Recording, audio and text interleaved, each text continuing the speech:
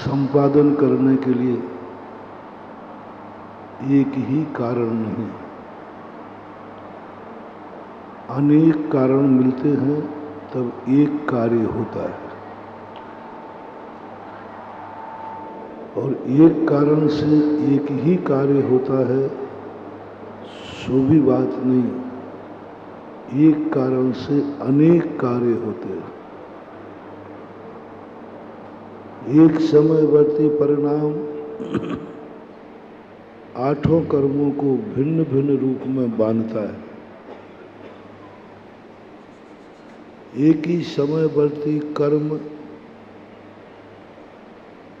नाना प्रकार के कार्यों को करने की क्षमता रखता है और एक ही कर्मबंध मात्र एक ही कारण से नहीं होता है।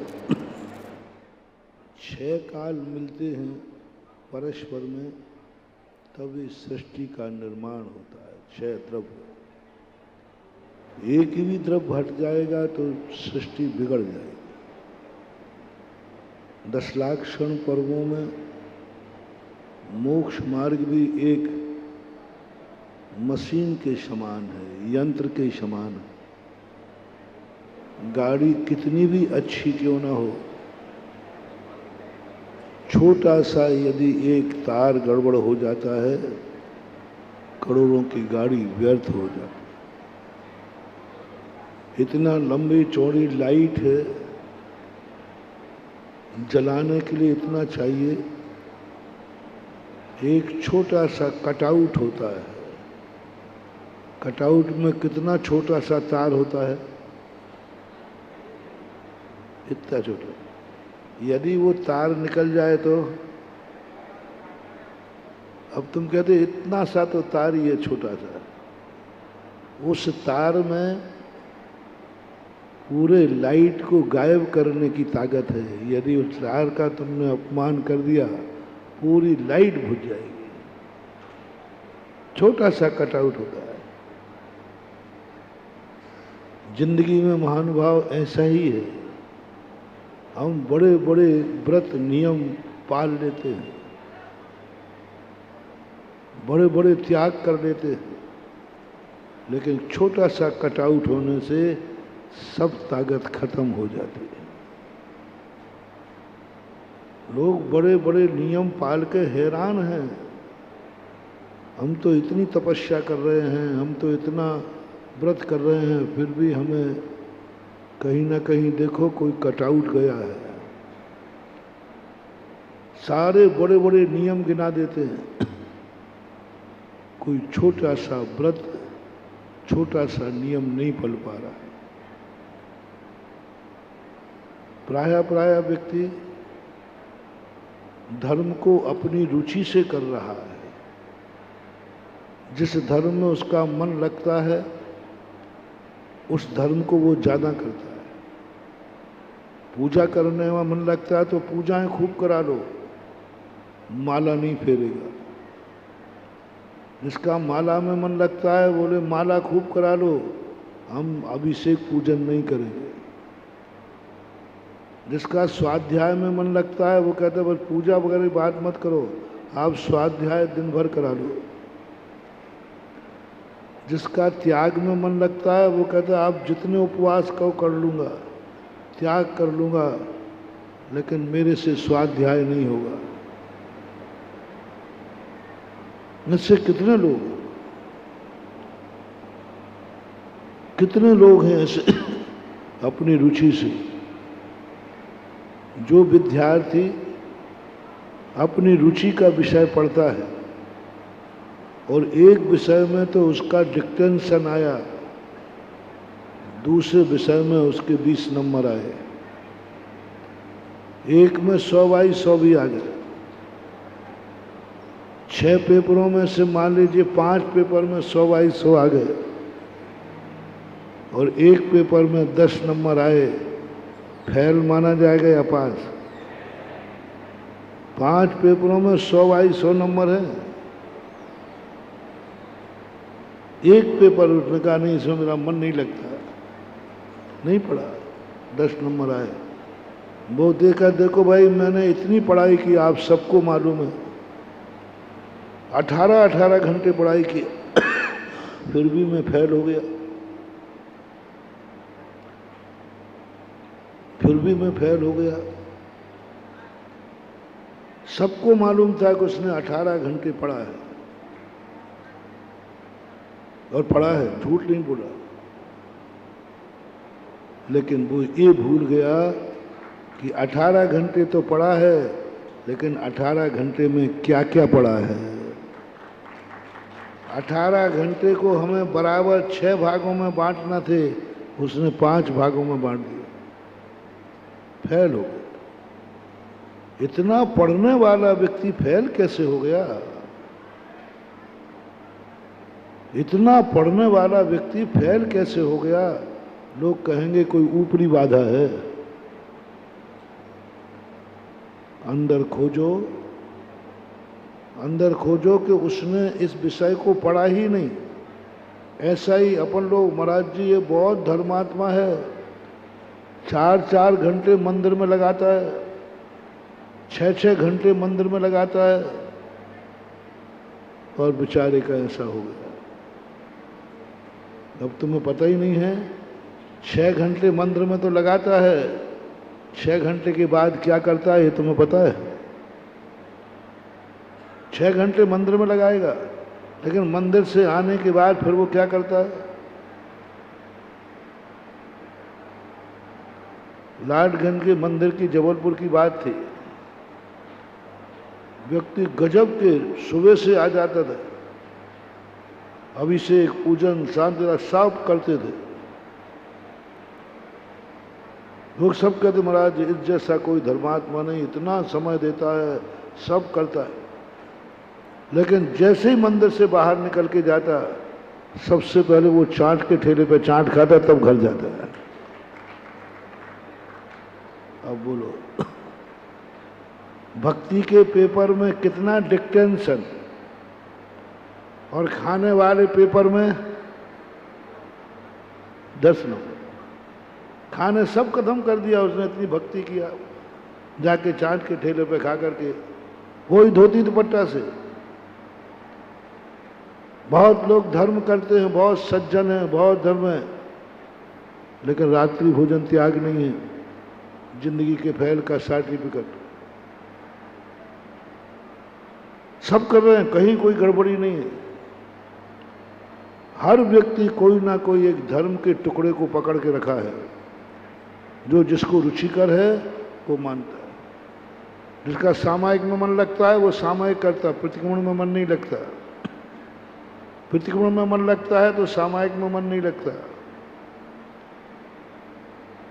सामायिक में मन लगता है तो भगवान की भक्ति में मन नहीं लगता, भक्ति में लगता है तो नहीं।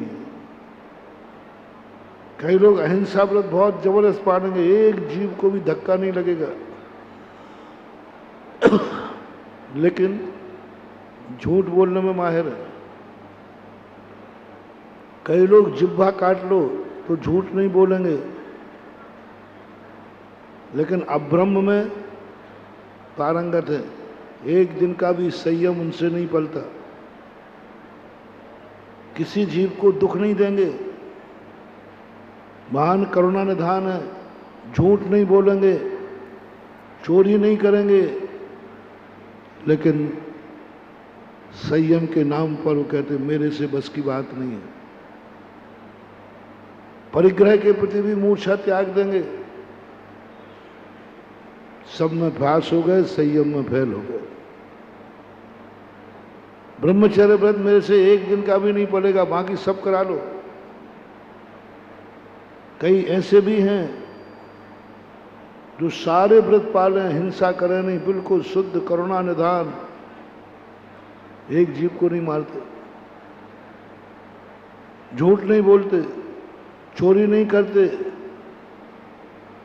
ब्रह्मचर्य व्रत का भी पालन करते हैं अखंड, उसमें कोई दोष नहीं लगाते, लेकिन परिग्रह के प्रति इतनी मूर्छा है, चमड़ी जाए पर दमड़ी ना जाए।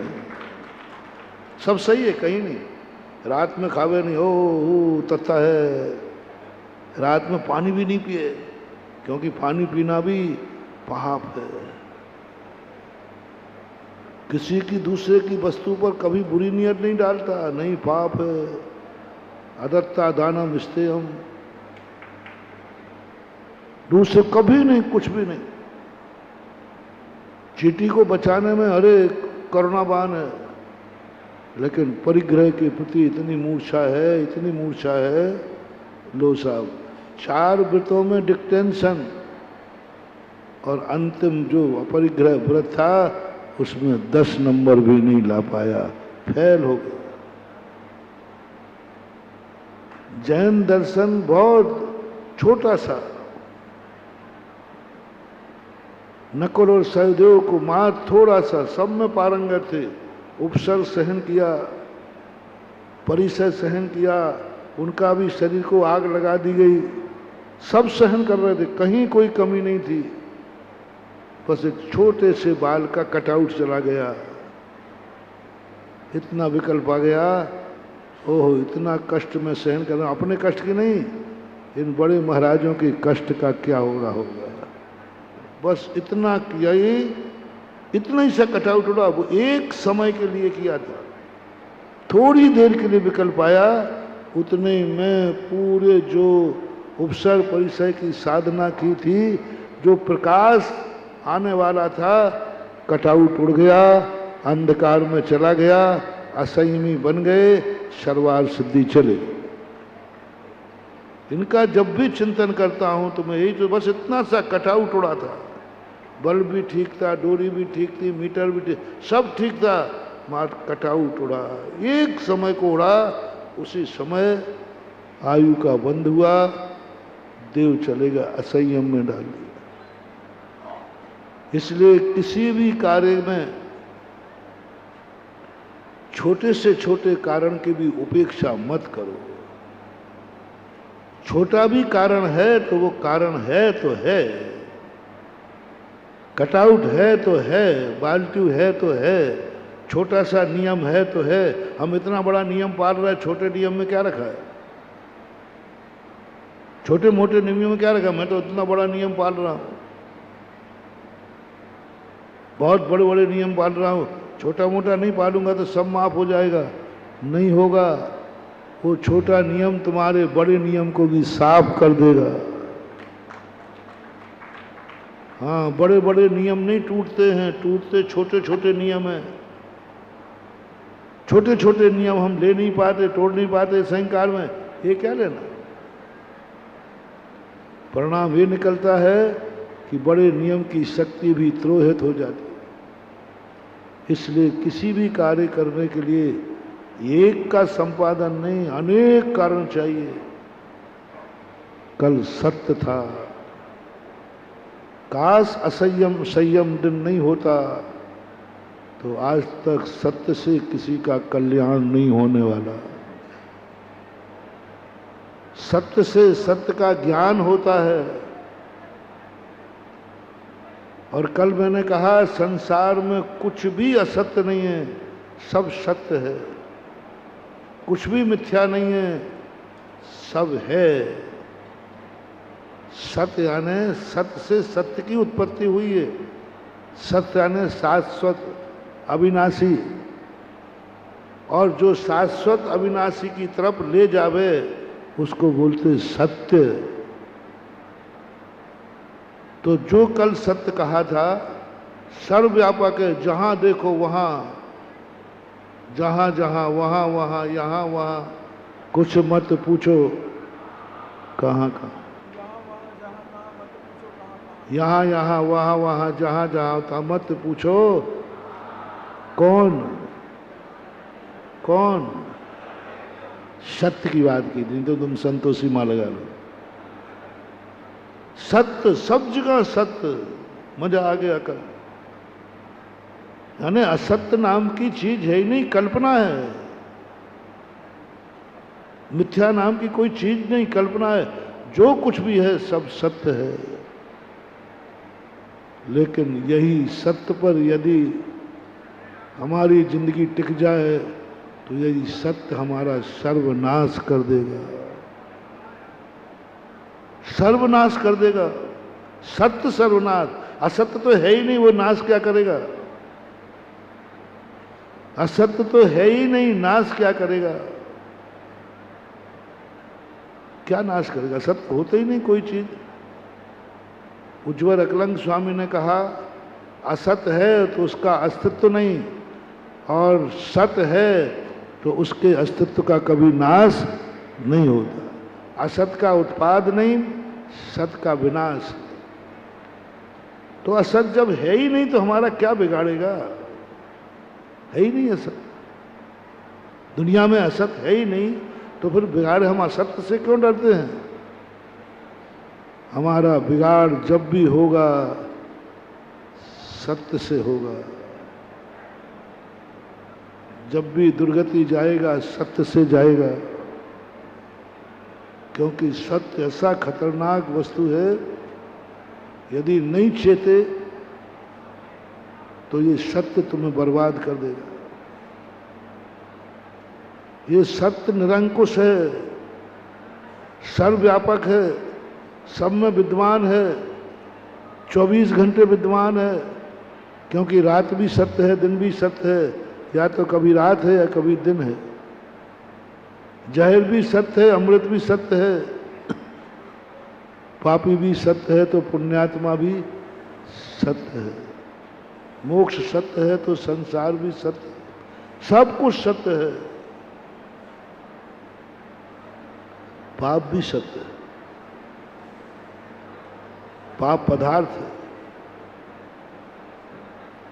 ये जरूर है लेकिन सत्य है। आश्रव बंध हे हैं लेकिन सत्य है। संसार असत रूप नहीं है, सत रूप है।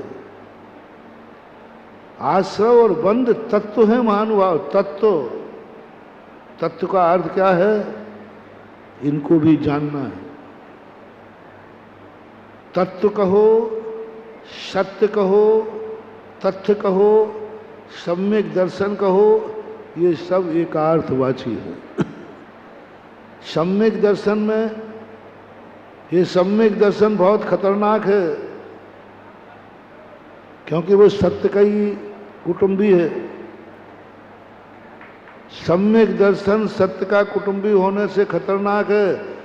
सब पे श्रद्धा करो। आश्रव पे भी होता है, आश्रव अहितकारी है, और सम्यक दर्शन कह रहा है नहीं, आश्रव पर भी श्रद्धा करो।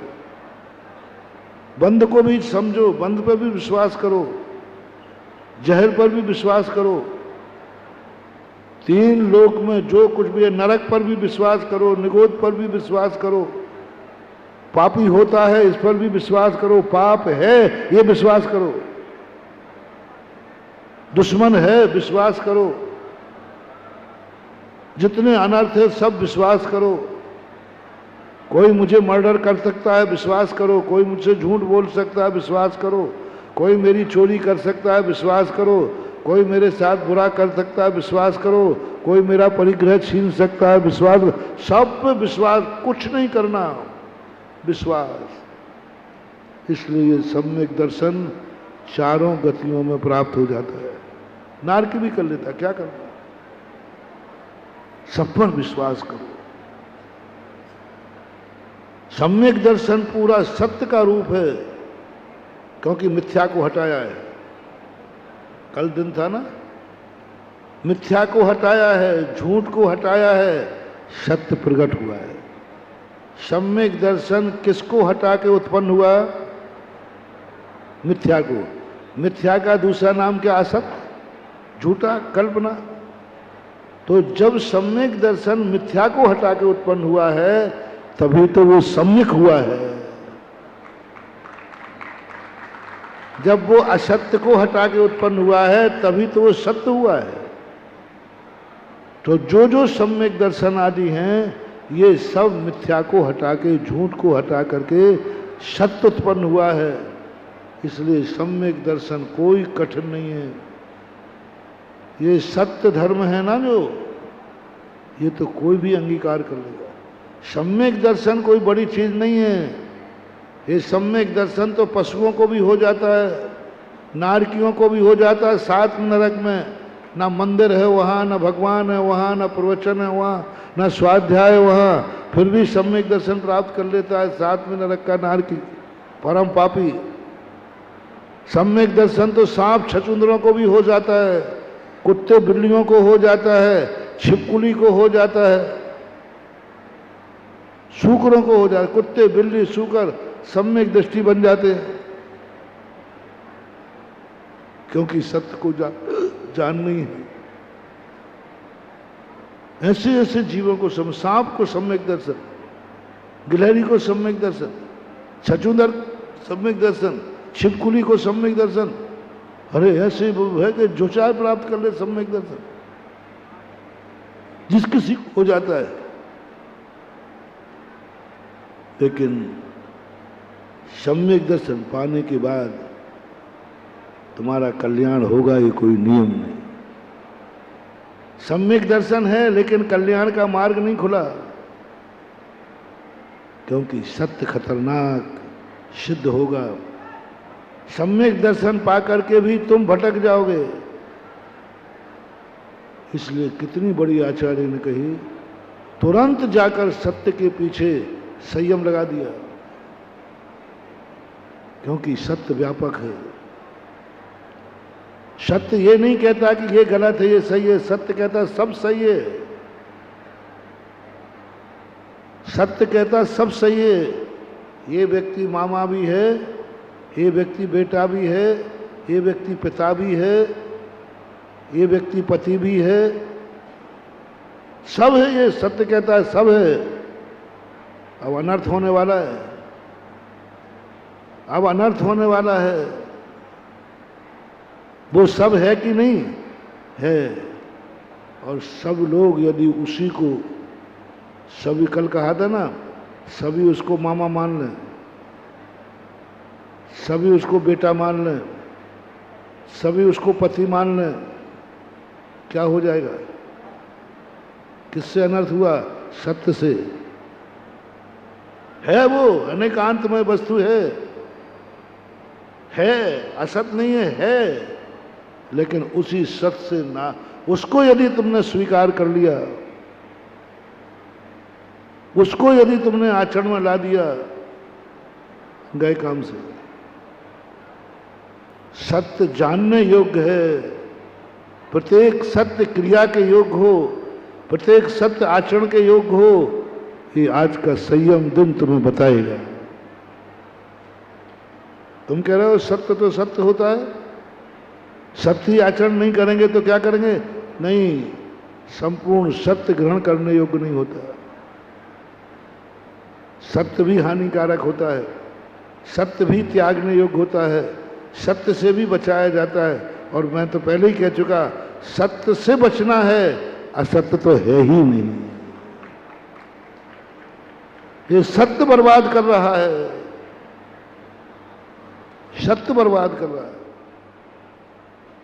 पर ये भी बचका है महानुभाव, सत्य के बिना कल्याण भी नहीं है। ये भी सत्य है, सम्यक दर्शन के बिना या बिन ज्ञान चरित्र, इस सम्यक दर्शन के बिना ज्ञान चरित्र बेकार हैं। लेकिन ये सम्यक दर्शन होने के बाद भी अनर्थ कर सकता है, अनर्थ से नहीं बचाता। सत्य का ज्ञान होकर अनर्थ कर रहा है, सत्य को जानता हुआ अनर्थ कर रहा है। छायक सम्यक दर्शन हो गया, फिर भी भाई को मारने के लिए चक्र चला दिया। अब देखो, सत्य था उसके पास, सम्यक दर्शन था उसके पास, वो भी जानता था कोई किसी को मार नहीं सकता, कोई किसी को बचा नहीं सकता। फिर भी उस सत्य ने, सुदर्शन चक्र है, मार देगा, चला दिया चक्र। सत्य के साथ, सम्यक दर्शन के साथ संयम नहीं था। सम्यक दृष्टि भी भाई की हत्या कर सकता है, सम्यक दर्शन हत्या करा सकता है, कोई रोकने वाला नहीं। सम्यक दर्शन है, छायक सम्यक दर्शन है, और भाई की हत्या कर रहा है, मर्डर करने के लिए तैयार हो गया। छायक सम्यक दर्शन है, पांडवों ने युद्ध छोड़ दिया। सम्यक दर्शन है, राम रावण युद्ध हो गया। दो सम्यक दृष्टि बढ़ रहे हैं, डर रहे हैं। ताश्री सम्यक दृष्टि थे, पांडव तो सम्यक दृष्टि थे ही। सम्यक दृष्टि एक दूसरे के प्राण लेने को तैयार है। सम्यक दर्शन क्या कर लिया? सम्यक दर्शन ने भाई और भाई के संबंध तोड़ा दिए। सम्यक दर्शी ने ताश्री को भी हत्या करने के लिए मजबूर कर दिया। सम्यक दर्शन कुछ नहीं कर सकता। क्या छलनी बनाई एक सम्यक दृष्टि ने सम्यक दृष्टि को, किस तरह से युद्ध में घसीटा एक सम्यक दृष्टि ने सम्यक दृष्टि को। दोनों सम्यक दृष्टि थे, गांगेय और पांडव, दोनों सम्यक दृष्टि थे। दोनों सेनाओं में सम्यक दृष्टि मौजूद थे, लेकिन दोनों सेनाओं में युद्ध हो रहा है। दोनों सेनाएं एक दूसरे को मारने को तैयार हैं। सम्यक दर्शन क्या कर रहा है? सम्यक दर्शन कह रहा है कि मैं जानता तो हूं कि कोई किसी को नहीं मार सकता, तो मार रहा है। तो बोले मैं क्या करूं? मैं जान रहा हूं, मैं देख रहा हूं ये गलत हो रहा है। हाँ मैं जान रहा हूं गलत हो रहा है, तो रोको ना। नहीं, मैं रोक नहीं सकूंगा। सम्यक दर्शन कहता मैं रोक नहीं सकूंगा। हाँ मैं जान रहा हूं कि गलत हो रहा है, ऐसा नहीं होना चाहिए, रोको ना। नहीं, मैं नहीं रोक सकता, मैं सत्य हूं, मैं सम्यक दर्शन हूं। सम्यक दृष्टि, छायक सम्यक दृष्टि। भरत बाहुबली लड़ने को तैयार हो गए, एक दूसरे के प्रति क्या गजब का भाव। उधर उनके पिताश्री समोषण लेके घूम रहे हैं, उधर तीर्थंकर भारत दुनिया में उपदेश दे रहे हैं, और उनके दोनों भाई ताल ठोक रहे हैं, आजा तुम भी कम है तो मैं भी उसी बाप का बेटा हूं। दोनों कह रहे, भरत कहता है मैं भी आदिनाथ के बाप का, बाहुबली कहता है मैं भी उसी बाप का हूं। और बाप बेचारा उपदेश दे रहा है, कमरा दे रहा है, ये बाप की इज्जत रख रहे। सम्यक दर्शन ने कुछ नहीं दिया। आज का दिन नहीं होता यदि सम्यक दर्शन के बाद चारित्र की नहीं करते, सम्यक दर्शन के बाद यदि संयम को नहीं लाते, तो भरत बाहुबली युद्ध होते रहते। गजब की, इतना निकृष्ट उदाहरण। सम्यक दृष्टि, मिथ्या दृष्टि की बात नहीं कर रहा, सम्यक दृष्टि होकर इतना नादान, इतना बावलापन, इतना अज्ञानता, और 3 युद्ध के बाद भरत चक्रवर्ती तो और पागल हो गया। अन्यायपूर्वक सत्य चला दिया सम्यक दृष्टि ने सम्यक दृष्टि के ऊपर। सम्यक दृष्टि ने सम्यक दृष्टि के ऊपर चक्र चला दिया। वो तो बाहुबली का पुण्य था, बच गया, नहीं तो निपट जाता।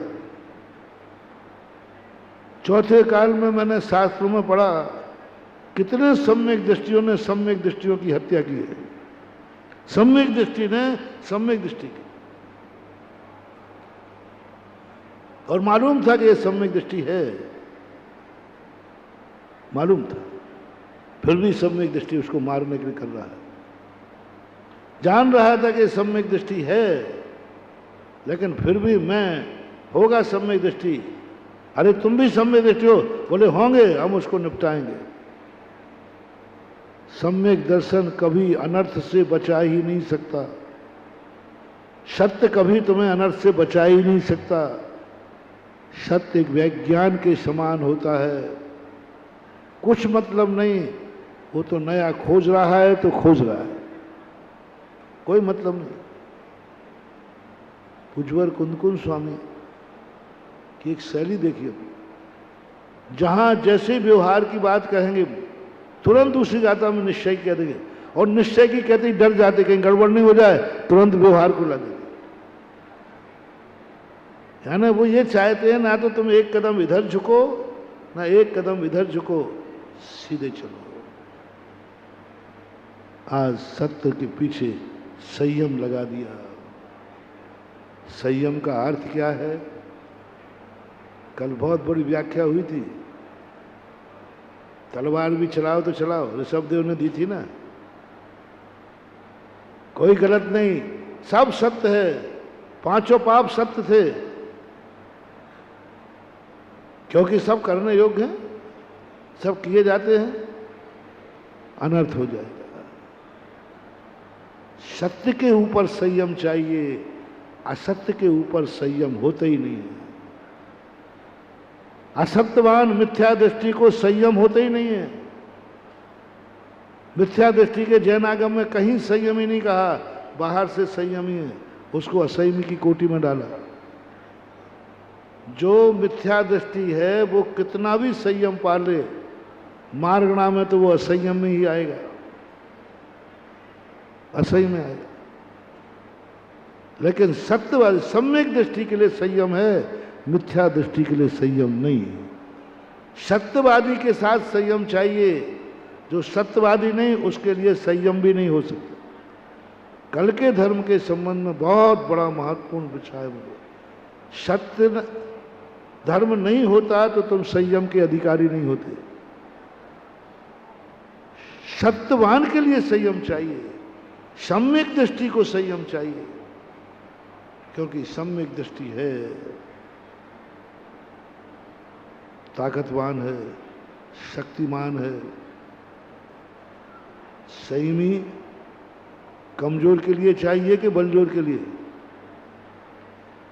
जो जितना ताकतवान होगा उसके लिए उतना ही संयम चाहिए, क्योंकि बिगड़ गया तो बर्बाद कर देगा, क्योंकि ताकतवान है। मैंने कहा ना, जो जितना बड़ा होगा उतना ही उसे सावधान रहना है। अजैनों को उतना सावधान नहीं रहना, जैनों को सावधान रहना है, क्योंकि तुम 16 के हो। वो तो 17 का है, उसको क्या सावधान रहना है? वो तो सत्या का है, 17 का है, उसको तो आगम नहीं कह दिया, वो तो 17 का है। उसको तत्व की प्रतीति नहीं है, वो सत्य तक पहुंच ही नहीं सकता। वो तो मिथ्यास से ग्रसित है, वो तो वैसे ही भरा हुआ है, सब अपने आप में पापों से भरा है, मिथ्यास से भरा है, राग द्वेष से भरा है, वो भरा है, उसका परिवार भरा है, उसके गुरु भरे हैं, उसके देवता भरे हैं, उसके भगवान भरे हैं, चारों तरफ का वातावरण 17 का है, मिथक है, मिथ्या है। उसके लिए क्या संयम? कौन को सावधान रखना है? जिसने 16 के कपड़े पहन रखे हैं। 16 के कपड़े जिसने पहने हैं उसको सावधान रहना है, 17 वाले को नहीं। सबसे ज्यादा मोक्ष मार्ग में 16 के कपड़े किसने पहने हैं?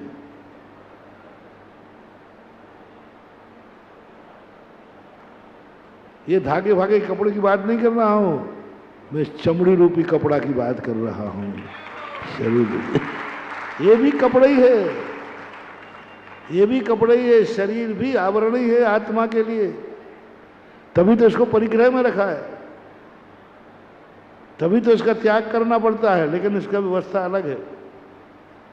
सबसे ज्यादा 16 का साधु है, और सबसे ज्यादा संयम यदि किसी को रखना है तो साधु को।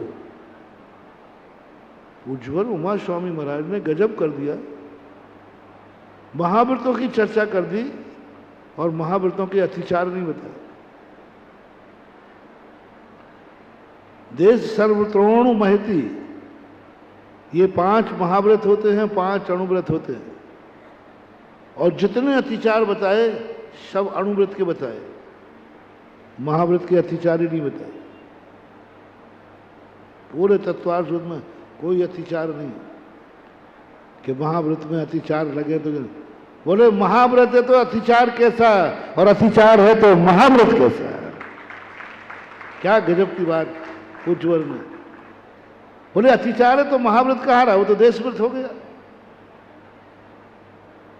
और अतिचार महाव्रत है तो अतिचार कहाँ लग सकता, लग ही नहीं सकता। और अतिचार है तो महाव्रत हो ही नहीं सकता, नाम ही नहीं दिया। पूरे तत्वार्थ में महाव्रतों के अतिचार लिखे, जितने अतिचार लिखे सब अणुव्रतों के लिए, आपको बहुत छूट दे दी। हमारे लिए कोई बोले अतिचार ही नहीं लगाना, देश स्मृति, सबसे 16 का कपड़ा पहने हैं साधु।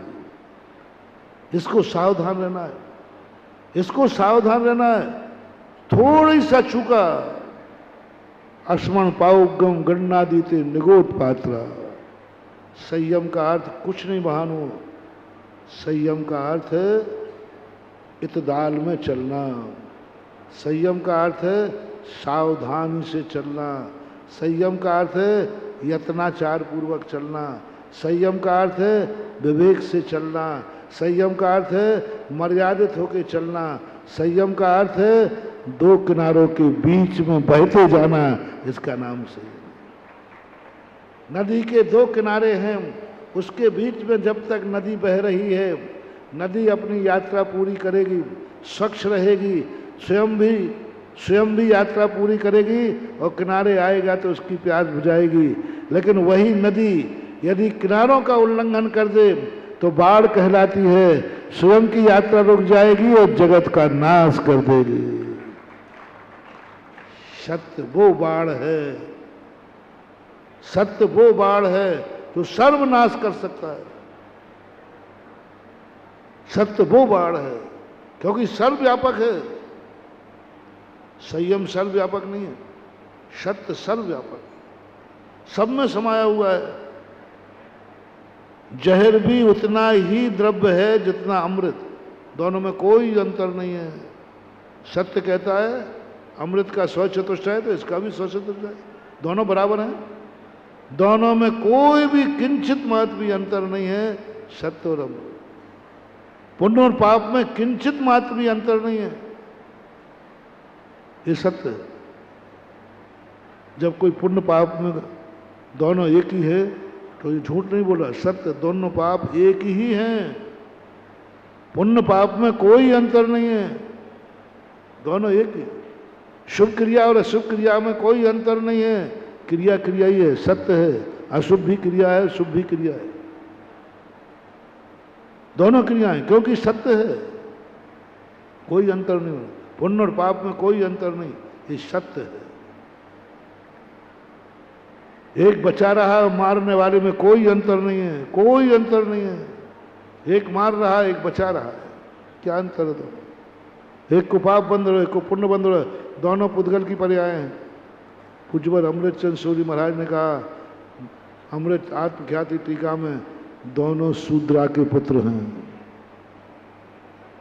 ऐसा उदाहरण दिया कि तिरमिला जाए। क्या तू पुण्य पाप में भेद कर रहा है? दोनों शूद्रा के पुत्र हैं, एक माँ के बेटे हैं, एक माँ का दूध पिया है, एक ही पुद्गल की पर्याय है, दोनों शूद्रा के पुत्र। स्पष्ट लिखा, पुण्य और पाप दोनों शूद्र पुत्र हैं, पुद्गल की पर्याय है। क्या तुम इसमें भेद कर रहे हो? क्या तुम कह रहे हो पुण्य अलग है तुम्हें? अरे दोनों की बल्दियत एक है। सत्य धर्म की दृष्टि से देखोगे तो दोनों की बल्दियत एक है, दोनों में कोई अंतर नहीं है, क्योंकि सत्य में इतनी ताकत नहीं। सत्य कहता पुण्य भी पदार्थ है तो पाप भी पदार्थ है, दोनों पदार्थ बराबरी के हैं, कम बेसी कुछ नहीं। लेकिन आज संयम धर्म कहता है सारा सत्य जो है ग्रहण करने योग्य है, शो बात नहीं। सत्य है लेकिन सत्य होकर के भी त्याज्य है, सत्य को त्यागो। कुछ सत्य ऐसे हैं जो ग्रहण करने योग्य हैं, कुछ सत्य ऐसे हैं जो छोड़ने योग्य हैं और त्यागने योग्य हैं। अब संयम कहता है सत्य ने कोई भेद नहीं किया था, चाहे तुम मुनिराज हो, चाहे तुम भगवान हो, चाहे तुम गृहस्थ हो, चाहे तुम एक इंद्रिय हो, सत्य कहता है हमारे लिए सबके पास में जाऊंगा। हर व्यक्ति सत्य को जान सकता है। मैंने पहले कह दिया, सम्यक दृष्टि चारों गति के जीव प्राप्त कर सकते हैं। कुत्ता बिल्ली कहे कि साहब मैं भी समय करो करो, जिसको जो करे, सबके लिए छूट है, कोई पाबंदी नहीं है। लेकिन सत्य को ज्ञान तो हो जाएगा, लेकिन सत्य से कल्याण नहीं होगा। सत्य से कल्याण हो जाएगा, सत्य से कल्याण नहीं होगा। सत्य ज्ञान का प्रतीक, चारित्रम खरु धम्मो। जब कल्याण की बात आई, मोह छोय विहीनो चारित्रम खरु धम्मो। चारित्र जो है उससे कल्याण, और वो संयम के साथ। अब संयम दिन कहता है, सत्य ने क्या कहा था? सब देखो, सब देखो, देखने की चीज है, देखने की चीज है, सब देखो। अरे भाई आंख बंद कैसे कर लूं? आंख है और गे है तो देखूंगा। कौन ने मना किया? किसने मना किया देखने के लिए? और जितने बड़े हो जाते ना वे ज्यादा देखते हैं, सबसे ज्यादा भगवान देख रहे हैं। सत्यवादी सत्य कहता है देखने की वस्तु है, मैं देखूंगा, कोई नहीं रोक सकता। शब्द है सुनने की वस्तु है तो सुनूंगा, मुंह है तो बोलूंगा, पैर है तो चलूंगा, हाथ है तो, सत्य कहता चलेगा। संयम धर्म कहता है आज देखना, सत्य सब कुछ देखने को कहता है, और संयम कहता है ब्यूटी व्हाट नो टच।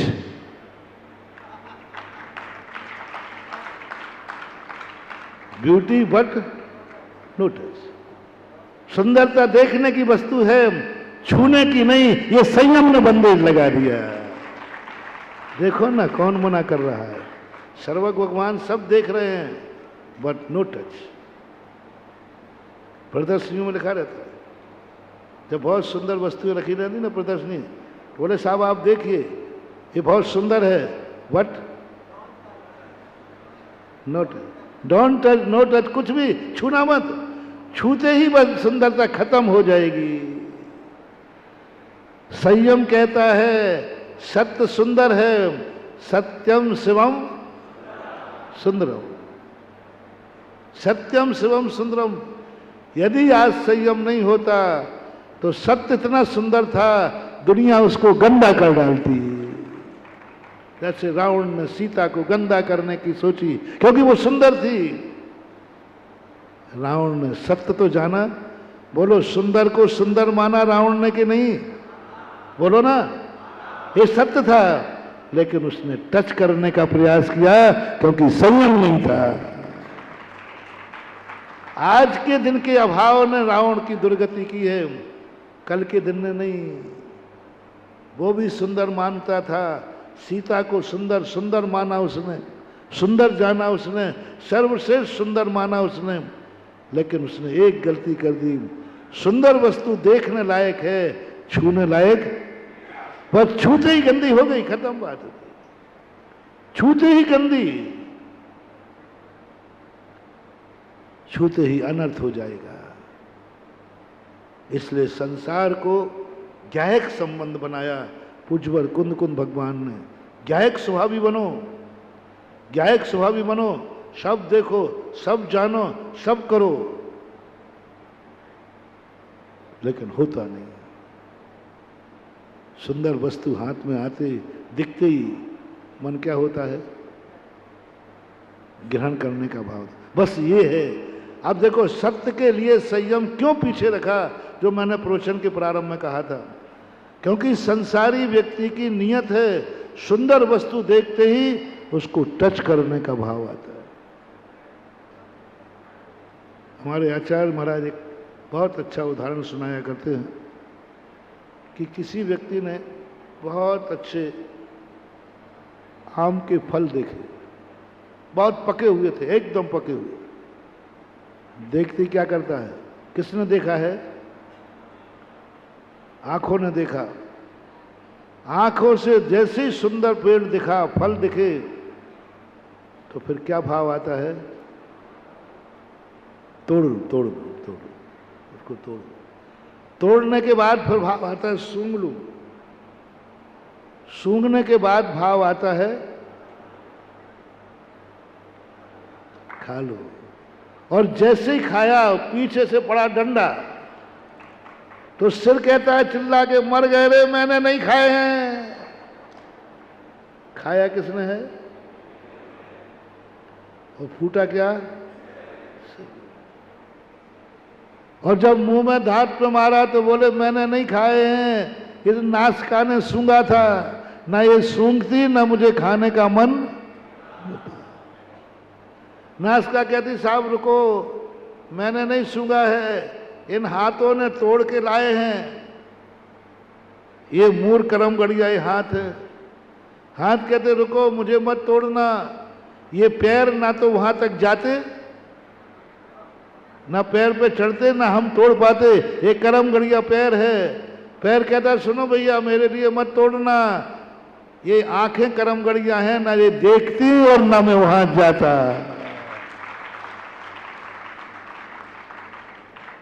तो मारने वाला भी कहता है बिल्कुल सही कहा, सही कहा, सिर ने नहीं खाया है, मुंह की गलती नहीं है, हाथ की गलती नहीं है, नासिका की गलती नहीं है, पैरों की गलती नहीं है, चिंता मत करो, हम कहीं भी मारें रोएंगी तो आंखें।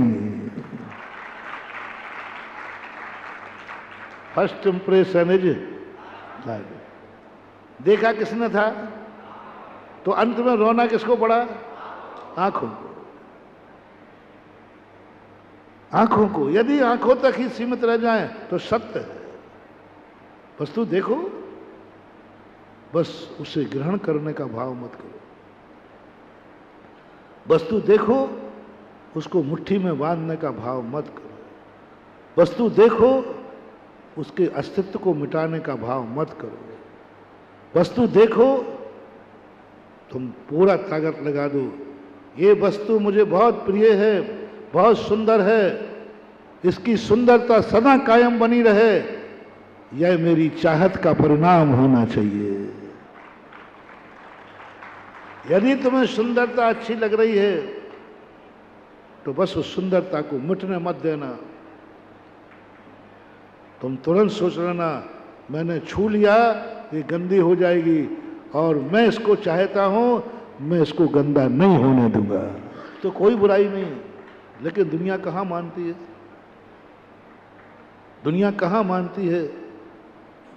इसलिए लोगों ने, आचार्यों ने कहा सत्य के पीछे संयम लगा दो, नहीं तो ये सारी प्रदर्शनी को, सारी सृष्टि को, सारी दुनिया को बर्बाद कर देंगे और स्वयं बर्बाद हो जाएंगे। दुनिया को भी बर्बाद करेंगे और स्वयं भी बर्बाद हो जाएंगे। सत्य के पीछे संयम लगा दो। और जिन जिन ने सत्य के पीछे संयम नहीं लगाया वे भी बर्बाद हुए, सामने वाले को भी बर्बाद कर दिया। इसलिए पूज्यवर नेमी चंद महाराज ने गोमठ सार में कहा कि सत्य का ज्ञान होते ही झटति, शब्द का प्रयोग किया, सम्यक दर्शन होते ही झटति, संयम धारण कर ले, अन्यथा ये सम्यक दर्शन तेरा सर्वनाश कर देगा, ये सत्य तेरा सर्वनाश कर देगा। झटति शब्द का प्रयोग किया, जैसे बने तैसे। सम्यक दर्शन होते ही आप व्रत लेना शुरू कर दीजिए। सम्यक दर्शन नींव है। प्लाट में नींव भरने से कब्जा तो हो जाता है, नींव भरने से कब्जा तो हो गया, नींव भरने से संसार कटके चुल्लू भर रह गया, ये पक्का हो गया, परिज संसारी हो गया। लेकिन अभी नींव भरने के बाद आपका प्लाट था, प्लाट को आप अपनी आत्मा माने। तुम ही अकेले का प्लाट नहीं है, बहुत सारे का प्लाट है। अब कोई प्लाट उसको कब्जा कर सकता है। तो सबसे पहले आप क्या करते हैं? नींव भर दो, होना चाहिए। लेकिन नींव भरने से प्लाट पे कब्जा तो हो गया, लेकिन दूसरे के प्लाट की गंदगी अभी भी तुम्हारे प्लाट में आ रही है। पर पदार्थों की गंदगी, पर पदार्थों का जो आरोप है वो आ रहा है। सारे पर पदार्थ तुम्हारे प्लाट में गंदगी आ रही है, सब प्लाटों की गंदगी आ रही है, तुम्हारा प्लाट गंदा हो रहा है क्योंकि तुमने कब्जा तो कर लिया। ये पुद्गल है, ये मेरा है, मैं जीव हूं, ये अजीब है, ये मेरे से भिन्न है, सब कर लिया, भेद विज्ञान कर लिया, सब जान लिया, एक एक परत दर परत जान ली। लेकिन इतने मात्र से पर पदार्थों की गंदगी आना नहीं रुकेगा। यदि तुम्हें अपना प्लाट 16 का रखना है तो ज्यादा नहीं 2 फुट की ही दीवार उठा दो, 2 फुट की ही थोड़ी बाउंड्री उठा लो। ऊपर का पानी तो नहीं रुकेगा, लेकिन दूसरे पदार्थों की गंदगी आना तो रुक जाएगा, ये कम से कम 2 फुट। इसलिए उन्होंने कहा झटती कर, जल्दी कर, तू बरसात आने वाली है, सारी दुनिया की गंदगी तेरे प्लाट में आएगी। तू सम्यक दृष्टि है, तू 16 का है, तू सत्यवादी, सत्यार्थ को जानता है। मैंने अभी कहा ना, सत्यार्थ कहो, सम्यक दर्शन कहो, 16 कहो, तू 16 का है, तेरा प्लाट चौके का है, तेरा प्लाट इतना पवित्र है कि उसमें मुनिराज आकर के भी आहार ले सकते हैं। सम्यक दृष्टि का घर है, सम्यक दृष्टि का घर है, सम्यक दृष्टि का प्लाट है, सम्यक दृष्टि की आत्मा है, प्लाट है। 16 का आदमी दूसरे के छूने से, कोई मुझे छूने, तुम्हारा प्लाट है, कहीं पड़ोसी की गंदगी यहां ना आ जाए, कोई तरीका नहीं, कानून भी नहीं। एक प्लाट का पानी दूसरे प्लाट में नहीं जाएगा, कोई कानून नहीं। प्रकृति की बरसात है, कहीं भी जाएगा। पानी का रास्ता आप किसी के मकान का रोक नहीं सकते, पानी का रास्ता आप रोक नहीं सकते, कहीं ना कहीं से निकासी देना पड़ेगा। क्या उपाय है? कानून भी नहीं, धर्म भी नहीं, कोर्ट भी नहीं, कुछ भी नहीं। एक उपाय है, सब प्लाटों के बीच में अपनी थोड़ी सी 2-2 फुट की बाउंड्री बना दो। अब पानी आएगा तो ये बात अलग है कि अधिक वर्षा हो जाए तो देश भी 17 का हो जाता है। इसलिए तो देश संयम को क्या करता है, 2 प्रतिमा ले ली, नहीं बरसात कम होगी तो चल जाएगा, लेकिन ज़्यादा बरसात हो गई तो हमें भी असंयम की तरफ मुड़ना पड़ेगा, हमें अभी झूठ बोलना पड़ेगा, हिंसा करना पड़ेगी, चोरी करना पड़ेगी, बरसात ज्यादा हो रही है, ऐसी आ रही हैं परिस्थितियां, ऐसी आ रही हैं, आश्रय बहुत हो रहा है, खर्चा बहुत हो रहा है, कमाना पड़ेगा। तो तुरंत कहता है 1 फीट और बढ़ा दो, 30वीं प्रतिमा। अभी भी पानी आ सकता है, गंदा, ऊपर के पानी की चिंता नहीं है।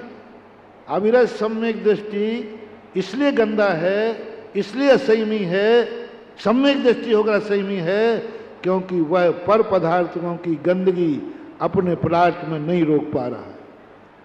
अपने प्लाट में आने की गंदगी को न रोक पाने से सम्यक दृष्टि होकर के भी असंयमी है। लेकिन देश वृत्ति, उसने कहा नहीं 1 फुट और उठा दो, 30वीं प्रतिमा ले ली। बोले नहीं इसमें भी आ सकता है, ऊपर का तो आ रहा है, देश वृत्ति को ऊपर का पानी गंदा होता ही नहीं, ऊपर पानी साफ होता है, लेकिन अभी उसको भी हटाऊंगा।